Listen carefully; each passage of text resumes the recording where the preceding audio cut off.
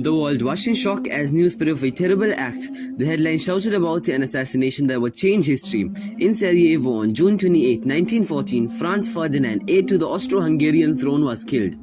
Him and his wife Sophie were shot while riding in their car.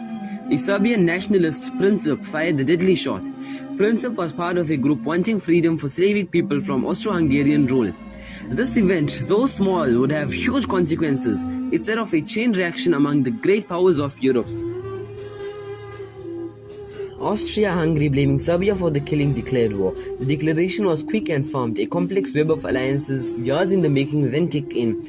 These alliances were meant to keep balance, but now pulled everyone into the conflict. Germany promised support for Austria-Hungary. The German Empire was ready to back its allied fully. Russia mobilized to defend Serbia. Nicholas II saw it his duty to protect the Slavic nation. Germany, fearing a two-front war, declared war on Russia and his allied France. The German military plan was to strike quickly and decisively. Great Britain, bound to defend Belgium's neutrality, declared war on Germany when German troops crossed into Belgium. The invasion of Belgium was the final straw. World War I had now begun. The world was plunged into a conflict unlike any seen before. It was a conflict that would engulf Europe and beyond.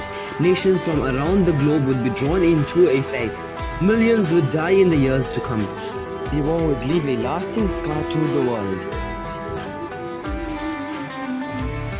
The first month of the war had fast movements and fierce fights, with armies clashing into open fields and towns.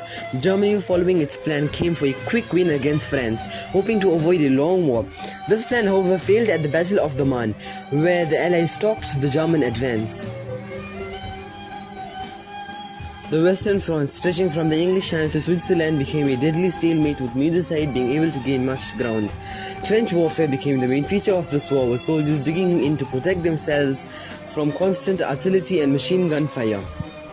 Soldiers on both sides dug in, facing each other across a narrow no-man's land, a barren area filled with barbed wire and the remains of battle. Life in the trenches was terrible, with soldiers enduring harsh conditions and constant danger. Rain, mud, diseases, and the constant threat of enemy fire made it a living hell, with many soldiers suffering from trench foot and other illnesses. Years 1916 and 1917 had some of the worst battles ever. Verdun, Somme and Passchendaele. These names became known for terrible fighting. Millions died in these battles, with a little land gain. The war seemed to have no end. In 1917, a new power joined the fight, the United States. Angry about the German submarine attacks on American ships and influenced by British news, the US declared war on Germany.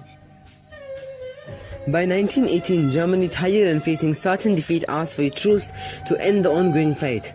On November 11, 1918, the guns finally went quiet, marking the end of 4 years of hard fighting. The Great War was over. A wave of relief and joy spread across the world.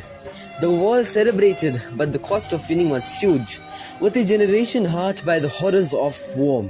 Millions were dead, empires had fallen, and Europe was left in ruins trying to rebuild.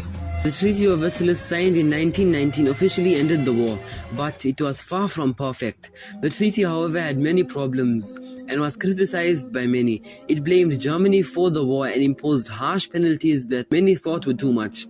Germany lost a lot of land, had its military greatly limited, and was forced to pay heavy reparations, hurting its economy. This shame and anger would grow in the years to come, leading to the rise of extremism and the start of World War II. The Great War, it seemed, had solved little, leaving many disappointed in questioning the true cost of peace. It had only planted the seeds for future conflicts, setting the stage for even greater trouble in the years to come.